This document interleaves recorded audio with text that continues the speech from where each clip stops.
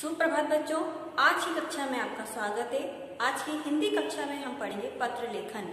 पत्र लेखन के अंतर्गत हम समझ चुके हैं कि पत्र दो प्रकार के होते हैं, औपचारिक पत्र और अनौपचारिक पत्र। औपचारिक पत्र के अंतर्गत हमें किसी प्रधानाचार्य को या फिर किसी अधिकारी या नगर निगम आयुक्त आदि को जो हम पत्र लिखते हैं, ये औपचारिक पत्र के अंतर्गत आते हैं। और अनौपचारिक पत्र जो कि आप अपने भाई, मित्र, माता पिता या फिर किसी रिश्ते संबंधियों को हम लिखते हैं, वह हमारे अनौपचारिक पत्र में आते हैं। औपचारिक पत्र के अंतर्गत आप देखते हैं कि औपचारिक पत्र में हमें शब्दों का ध्यान रखना होता है, क्योंकि यहाँ पे जो हमारे शब्द हैं वह पढ़ने वाले के मन पर बहुत गहरी छाप छोड़ते हैं, या हमारे कम शब्दों में कही गई बात को पढ़ने वाला बहुत आसानी से समझ सके, ऐसे शब्दों का हम यहाँ पर प्रयोग करते हैं और ऐसे हम प्रारूप को यहाँ पर देखते हैं। तो आज हम देखते हैं औपचारिक पत्र का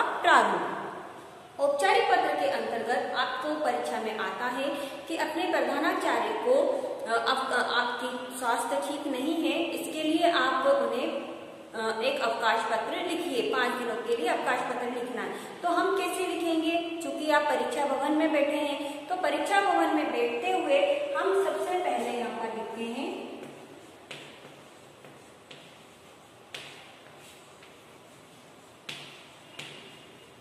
परीक्षा भवन।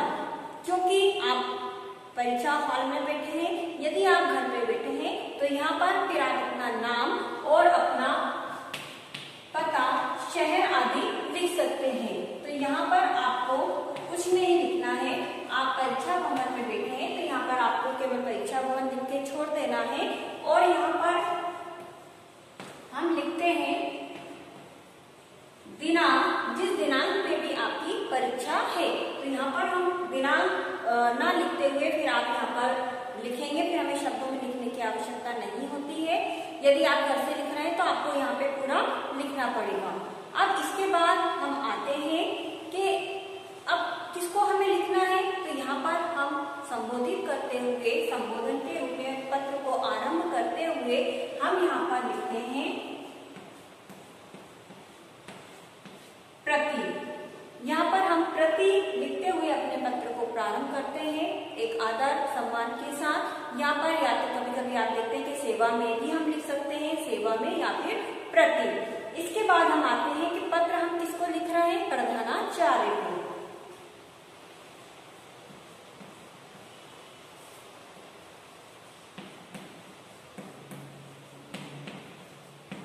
यहाँ पर हम लिखेंगे प्रधानाचार्य। यदि आप प्रधानाचार्य को लिख रहे हैं तो यहाँ पर हम लिखेंगे प्रधानाचार्य। इसके बाद यहाँ पर हम लिखते हैं अपने विद्यालय का नाम और पता, यानी कि ये आपका हो गया प्रेषक का नाम, पता। और यहाँ पर आ गया प्रेषित या फिर प्राप्तकर्ता का पता। तो प्रेषक जो हम हैं, हम लिख रहे हैं, और प्राप्तकर्ता जो आप अपने विद्यालय या किसी अधिकारी या जिसको भी आप लिख रहे हैं वो प्राप्तकर्ता हो गया। तो यहाँ पर हम उनका नाम, पता लिखते हुए अब हम आते हैं अपने विषय के ऊपर। यहाँ पर हम लिखेंगे विषय। विषय हमारा है चिकित्सा अवकाश हेतु आवेदन पत्र। यहाँ पर हमें पूरा नहीं लिखना होता है। अगर आपका जो भी प्रश्न पत्र में आता है या अवकाश के लिए प्रार्थना पत्र लिखिए, तो आपने चिकित्सा के लिए लिखा है क्योंकि आपको स्वास्थ्य आपका ठीक नहीं है, आप जाना चाहते हैं, या फिर आपके भाई की शादी है तो 5 दिनों का आपको अवकाश चाहिए। तो हमें यहाँ पर विषय में पूरे पेपर को ना लिखते हुए सिर्फ हमें लिखना है यहाँ पर अवकाश हेतु प्रार्थना पत्र, 5 दिनों के या 4 जितने भी दिनों के लिए आपको चाहिए। ये लिखने के बाद यहाँ पर अपने संबंधित विषय को लिखते हुए यहाँ पर हम लिखते हैं संबोधित शब्द। आप जिस तरह से उनको संबोधन कर रहे हैं, यहाँ पर हम लिख रहे हैं महोदय या फिर महोदया। यदि आपने प्रधानाचार्य को लिखा है तो महोदय लिखेंगे, प्रधानाचार्य को लिखा है तो महोदया यहाँ पर आ जाएगा, या फिर माननीय, श्री, मान्यवर, आप इस तरह से उनको लिख सकते हैं। इसके बाद हम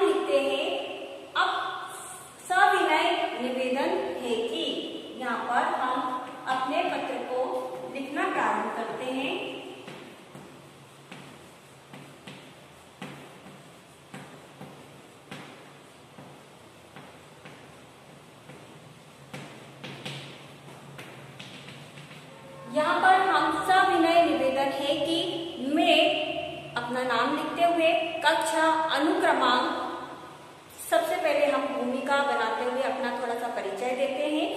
थोड़ा सा आपने अपनी कक्षा नाम परिचय देने के बाद अब हम आते हैं यहाँ पर जो हमारी बात हमको कहनी है। मान लीजिए चलिए आपको स्वास्थ्य के लिए जाना है, चिकित्सक के पास जाना है, तो यहाँ पर आप लिखेंगे कि मेरा स्वास्थ्य कई दिनों से अच्छा नहीं है, तो मुझे चिकित्सक ने परामर्श दिया है कि मुझे रेस्ट करने की, आराम करने की आवश्यकता है, तो मुझे आप इतने दिनों के लिए अवकाश देने की कृपा करें। या फिर भाई की शादी में आपको जाना है, तो आप ये विषय के साथ लिखते हुए कि मुझे मेरी भाई की शादी है, इस दिनांक से इस दिनांक तक के लिए मुझे इतने दिनों का अवकाश चाहिए। इस तरह से हमें छोटे छोटे अनुच्छेद होते हैं, छोटे छोटे वाक्य होते हैं, उस तरह से अपनी बात को पूर्ण करना है। पूरा हमें उनको विस्तार नहीं देना है कि कितने दिनों से कितने तक क्या हमारा प्रोग्राम चलने वाला है, या जो भी आप लोग कभी कभी लिखते हैं, इस तरह से हमें नहीं लिखना है। फिर यहाँ पर आप अपने अनुच्छेद के और वाक्यों के छोटे छोटे उसमें अपने बात को कहते हुए यहाँ पर उनसे पुनः निवेदन करेंगे। अतः या फिर पुनः निवेदन है कि आप मुझे इतने दिनों का अवकाश देने की कृपा करें। तो ये तो आपका हो गया, पत्र आपका पूर्ण हो गया। इसके बाद अब हम यहाँ पर लिखते हैं धन्यवाद, या फिर आप लिखेंगे सधन्यवाद। अपनी बात को हम कहते हुए यहाँ पर लिखते हैं सधन्यवाद। इसके बाद आप लिखेंगे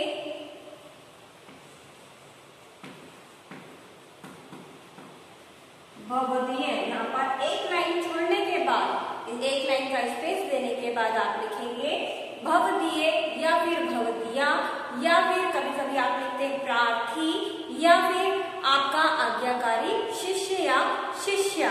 तो इस तरह से हम यहाँ पर लिखेंगे। लिखने के बाद अब यहाँ पर आप परीक्षा भवन में बैठे हैं, तो परीक्षा भवन में बैठने के कारण यहाँ पर आप केवल यहाँ पर या तो आप लिखेंगे अ ब सा। इसके बाद यहाँ पर हम लिखेंगे कक्षा आपकी, और यहाँ पर अनुक्रमांक। तो इस तरह से आप यहाँ पर लिखेंगे। तो यहाँ पर वापस हमारा वही आ जाता है, प्रेषक का नाम, पता शॉर्ट रूप में, और हस्ताक्षर जो हम करते हैं। यदि आप घर पे बैठ के करते हैं तो यहाँ नाम के साथ आपको उसके ऊपर आपको हस्ताक्षर करना होंगे। तो ये कक्षा के अंदर परीक्षा भवन में हम जो बैठ के लिखते हैं, आप देख रहे हैं जो हमारा प्रारूप है, यहाँ से शुरू होते हुए बाईं तरफ में पूर्ण हुआ है। आपको ऐसा नहीं करना है कि यहाँ आपने लिख दिया और फिर यहाँ पर आप अपना प्रार्थी, कभी कभी आप देखते हैं कि इस हाथ पर हम लिख देते हैं कि प्रार्थी और फिर अपना नाम और हस्ताक्षर करते हैं, तो ऐसा हमें नहीं करना है। तो ये तो हमारा हो गया औपचारिक पत्र। अब हम करेंगे अनौपचारिक पत्र। औपचारिक पत्र के अंतर्गत हमने यहाँ पे देखा था कि यहाँ पे हमने परीक्षा भवन और यहाँ पर शहर दिनांक लिखा था, क्योंकि हम परीक्षा भवन में बैठे थे। और औपचारिक पत्र के अंतर्गत भी हम यही लिखते हैं, क्योंकि हम परीक्षा भवन में बैठे हैं। इसके बाद हम आते हैं यहाँ पर संबोधन। संबोधन के अंतर्गत यदि आप अपने पिताजी को, माताजी को लिख रहे हैं तो पूज्य माताजी, पिताजी आप यहाँ पे लिखेंगे।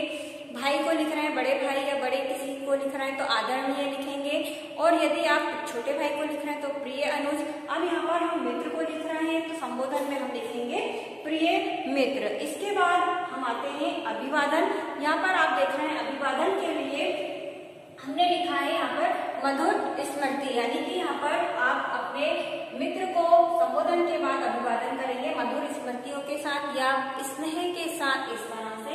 इसके बाद हम आते हैं यहाँ पर विषय वस्तु। विषय वस्तु के अंतर्गत यहाँ पर आप देख रहे हैं कि हमने औपचारिक पत्र में सविनय निवेदन करते हुए हमने लिखा था। यदि आप किसी बड़े आज्ञाकारी को लिख रहे हैं तो आप लिख सकते हैं, लेकिन मित्र को लिख रहे हैं तो हम यहाँ पे लिखेंगे कि मैं यहाँ कुशल पूर्वक हूँ। यहाँ से आप प्रारंभ करेंगे, मैं यहाँ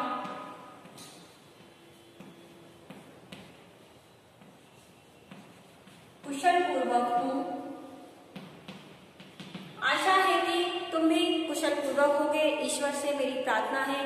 श्रद्धा, इसी तरह से खुश रहो, इस तरह से आप बताते हुए अपनी भावनाओं को उसमें व्यक्त करते हुए इसके बाद फिर आप अपनी बात पे आएंगे कि मेरे सहर्ष को मैं अपनी बात में बताना चाहता हूँ कि मेरे भाई का विवाह इस तिथि को तय हुआ है और उसकी बारात का जो भी आगमन है इस स्थान से होते हुए यहाँ इस स्थान पर पहुंचेगा।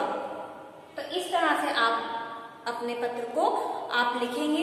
इसके बाद आप यहाँ पर उससे लिखेंगे कि मेरी ओर से माता पिता को, छोटे भाई को, सभी के लिए आप स्नेह प्यार अभिवादन करेंगे। फिर हम यहाँ पर पुनः उसका अभिवादन करते हुए यहाँ पर आप देख रहे हैं पत्र के अंत में अब यहाँ पर हम धन्यवाद नहीं लिखते हैं क्योंकि मित्र को लिख रहा है तो हम धन्यवाद नहीं लिखेंगे।